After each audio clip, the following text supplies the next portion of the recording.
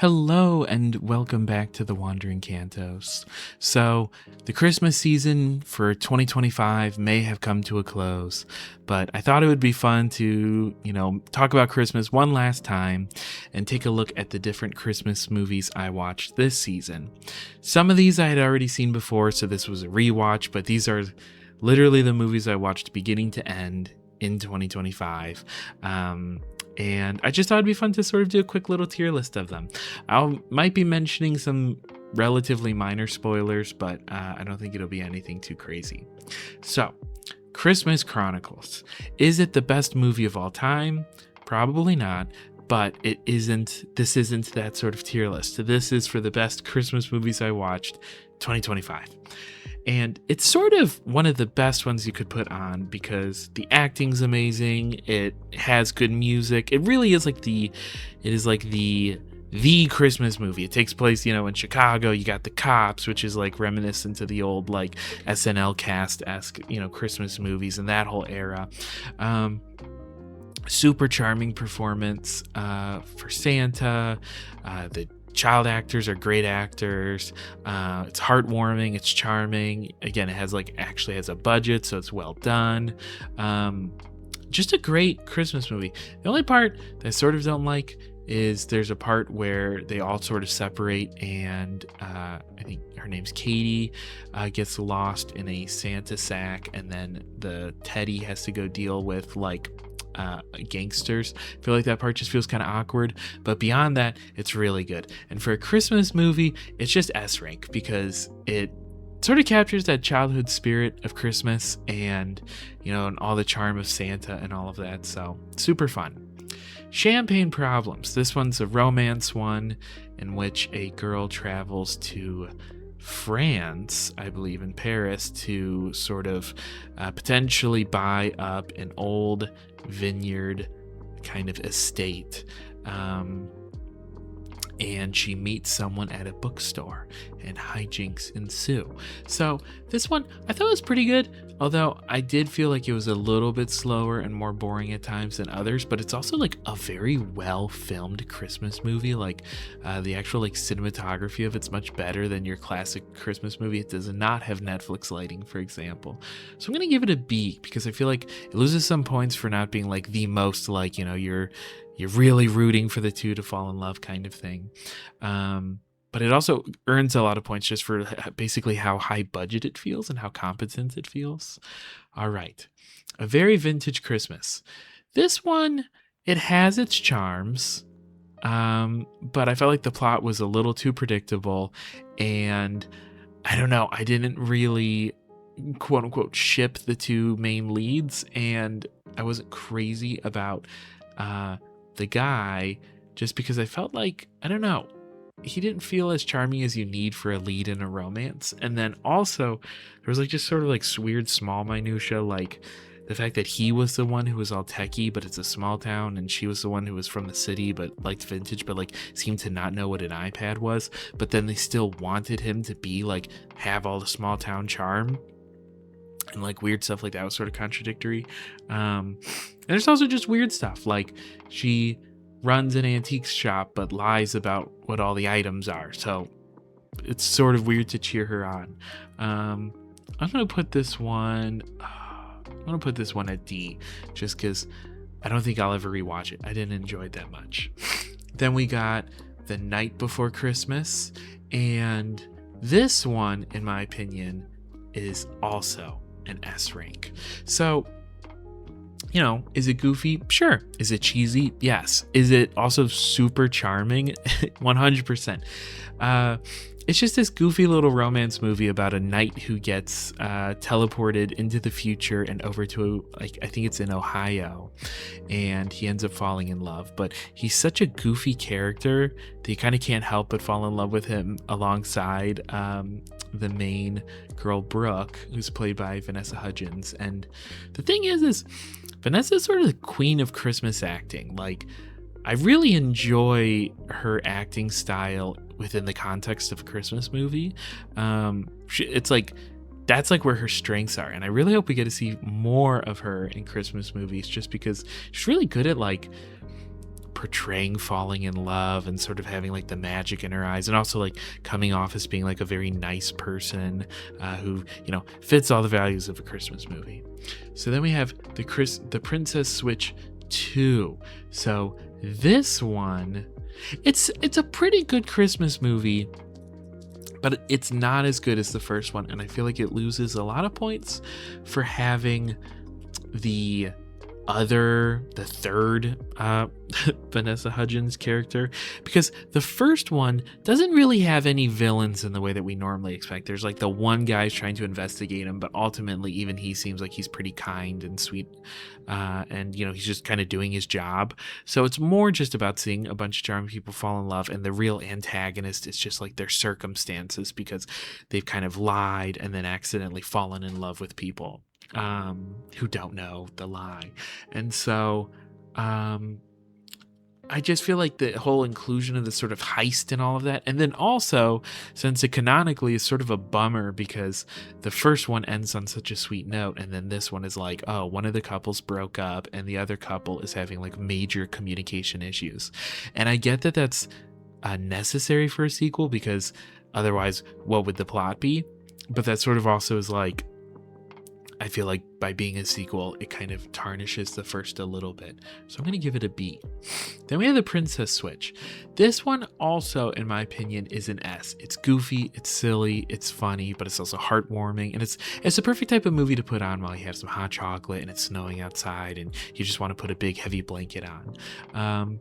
I felt like this one kind of captures sort of the charm of the whole romance arc of like, you know, oh, he's a prince and she's a nobody and they fall in love. And, you know, we've been seeing that since like Pride and Prejudice and probably even before that.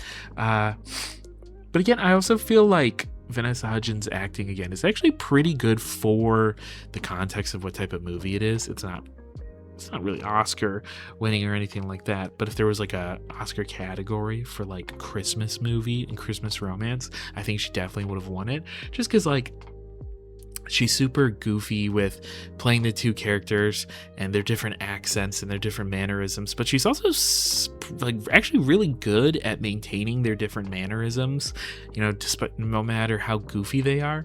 That I actually find myself when I'm watching this kind of forgetting that it isn't two actresses or it's not like twins playing two different roles or whatever. I actually get kind of lost in this movie, and you know, I start to almost believe that there really are these two different girls who just happen to look similar. The Christmas Prince. This one's tough because when I first saw this one in like 2020 or 2019, I can't remember when it came out, I feel like I did like it, but it hasn't aged as well as some of these other ones. And if I'm doing the Christmas Prince versus the Princess Switch, like the Princess Switch is much, much better. So Christmas Prince, it has its charms.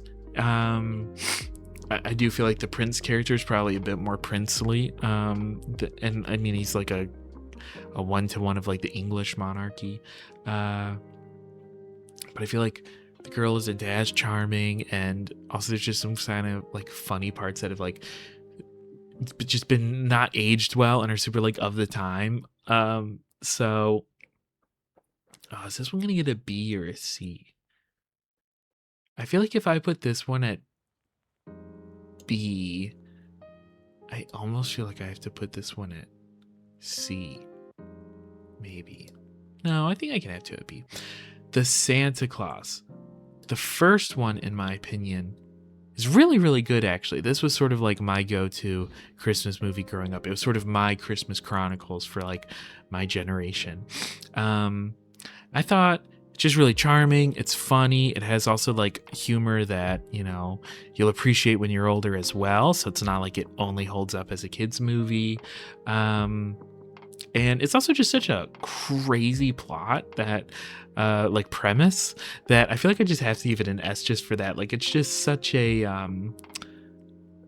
sort of just an absurd movie, but they like totally pull it off. And the aesthetics of the elves are really cool, where they're like weirdly medieval, and the charm, and I don't know, and just like the kind of like the comedy of like what would happen if you became Santa and you're slowly morphing into him. That being said, the Santa Claus 2, I feel like this one, I really enjoyed the plotline of Scott Calvin slash Santa trying to fall in love and get a Mrs. Claus, and how he uses Christmas magic to sort of romance her. But I really didn't like the whole like North Pole plot line of, there's this like toy version of Santa who's does a takeover and they have to fight him. And I wasn't crazy about that. I also wasn't just kind of crazy about, like, I don't know, the lore of the different holiday mascots and spirits and stuff like that. So I'm going to give this one a C. It's not so bad that it's like a D, but in terms of all of this, I feel like that's a fair place for it. Rudolph the Red-Nosed Reindeer, put on just totally for nostalgia. And it's like way weirder than I remember. There's like a whole plot about like an island of misfit toys, and also like Rudolph himself kind of comes off as sort of like creepy with his glowing nose, because it makes this weird like siren-y sound, and it makes everyone stop talking whenever it happens. And also Santa's like super grumpy and cranky in this, which is like, I'm not super crazy about that portrayal. So I think I like the song. So is it D or is it, I guess it's C, because it's not terrible, but by any means, but it's sort of creepy, and it did not invoke the Christmas spirit in me. Okay, and I just remembered that I forgot to add two. So then we have the holiday calendar, and especially the Netflix Christmas romances, this one's probably my least favorite. I feel like it has, well, I guess actually besides A Very Vintage Christmas, I don't know if that one's a Netflix one original or not, but this one, it's like, it has a kind of interesting plot thing going on for it, which is that she's misreading the holiday calendar. But I like did not feel any chemistry between the two leads. I felt like they totally felt more like they were just friends, and not like in a friends to lover sort of way. And I also kind of felt like the whole reveal was very obvious. Like, it was technically cool, but the way it was handled wasn't super well done. So I feel like that one's a C. Charlie Brown Christmas. This one, this is a tough one, because this one's like an all-time classic. I hadn't seen it since I was like super young, and so I sort of forgot a lot of the plot points with it. So this was almost like a first watch for me. Obviously I knew the Christmas music. I will say it definitely put me in the Christmas spirit by the end. Like, I wasn't crazy about it for a bit of it, and also like Charlie Brown is kind of like an annoying character in a way, but I felt like by the end where he sets up the tree, like him getting the tree is sort of annoying, but then the way everyone handles the tree afterwards I felt like was pretty charming. And the moment where they're all singing at the end actually like really put me in the Christmas spirit, and sort of like reminded me of the real magic of Christmas. And because I don't know, this holiday season I was having a hard time feeling the Christmas spirit. So I think this one gets an A. It's not my my favorite, it's not perfect, but definitely puts you in the Christmas spirit and is worthy of that A ranking. So with that being said, that kind of wraps up this super short little niche Christmas movie tier list. Maybe next year I'll try to do like an actually like exhaustive Christmas movie tier list, because I've seen a lot more than this. This is just the ones I happened to actually watch beginning, middle, and end this year. For example, I like started Home Alone, and then something came up and I wasn't able to finish it, and I just couldn't get myself to finish Christmas Chronicles 2, etc. So with that being said, if you enjoyed this, please consider giving it a like, and especially it'd be awesome if you could subscribe. In 2026 I'm really trying to grow this channel and just see what we can do with about a year's time, and see where we land at the end of 2026. So we're just getting started, but I have a lot of fun ideas and plans for this year. So with that being said, take care, and I will see you in the next one.